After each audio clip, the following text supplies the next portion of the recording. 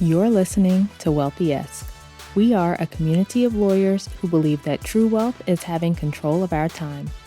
I'm Ro Thomas, and as a busy wife, mom, and former Big Law associate, I know all too well the tension between the culture of the legal profession and pretty much everything else you want to do in life. That's why each week I'm bringing you the information and tools you need to improve your money mindset and manage your money to create true wealth. Because ultimately, it's not about the money. It's about the freedom and flexibility the money affords. Hey friend, welcome back to the show. I hope you're doing well and having an amazing day so far. Today, we are talking about simple money systems. When I talk about money systems, I mean the way that you manage your money from day to day. So things like the accounts that you have, the debit, credit cards you use, stuff like that. I'm not getting into investments and retirement accounts and other things like that. I'm just looking at your day-to-day money management system. I have talked to so many lawyers who've got a bunch of different accounts with no rhyme or reason why. So they've got this account over here and it's got $50 in it. And that account over there has some of my paycheck that goes in there, but then this other account funnels into the other account and whatever else. And it's like this whole crazy convoluted system of accounts that they've opened at different points in their lives, but there's no real system here. There's no strategy around it. I've literally only had one client in the last 3 years who could justify why she wanted all those different accounts. And her system was still too complicated for me, like for my taste, but she really liked it and she wanted to keep it, and that's all good. Like she had reasons why she had those different accounts. That's fine.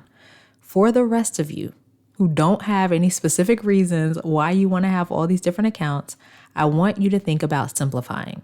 Because when you've got 20 different accounts and you've got 5 different credit cards and 3 different debit cards and whatever else, it starts to feel really complicated.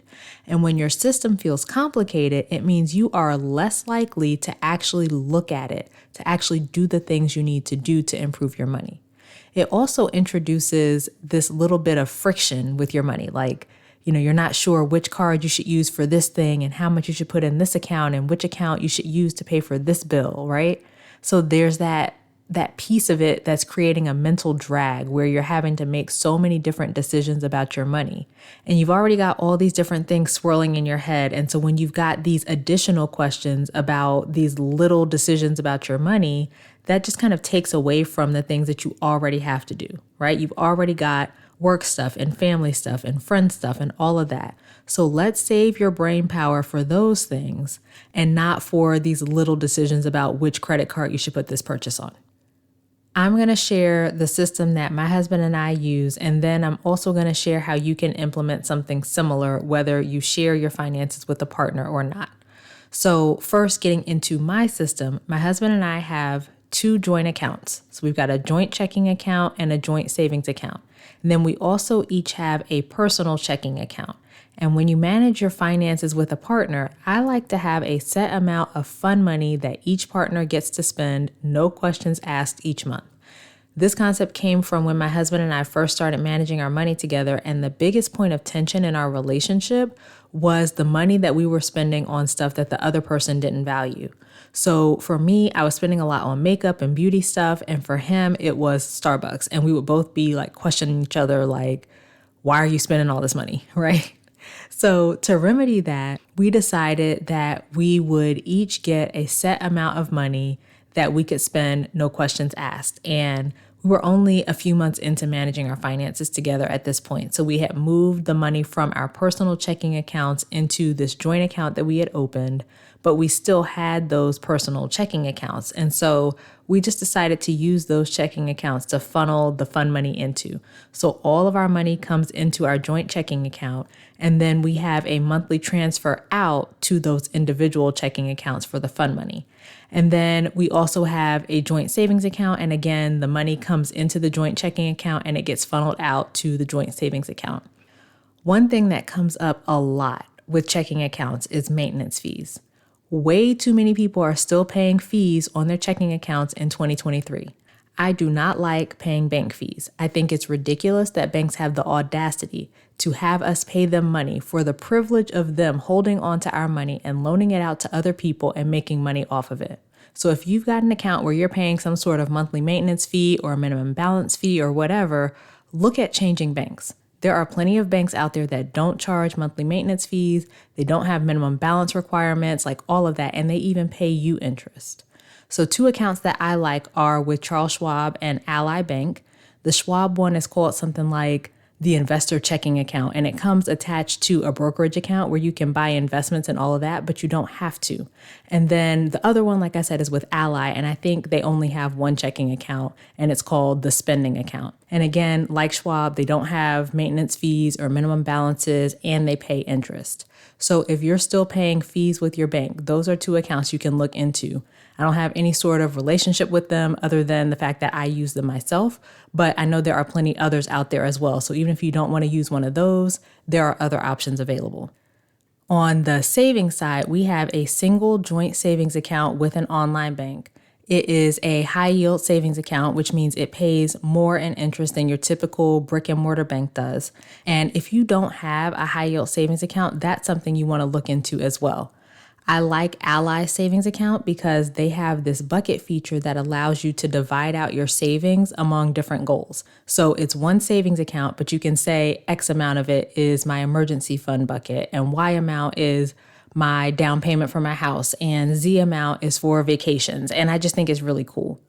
Then on the credit card side, we have a joint card and then we each have our own individual credit cards as well. So I never have this moment of which credit card should I use for this, right? I use the joint credit card for stuff that's for joint expenses, stuff for our family. And I use my personal credit card for fun money type expenses. And the way that we manage our money is we put everything on our credit card and pay it off at the end of the month.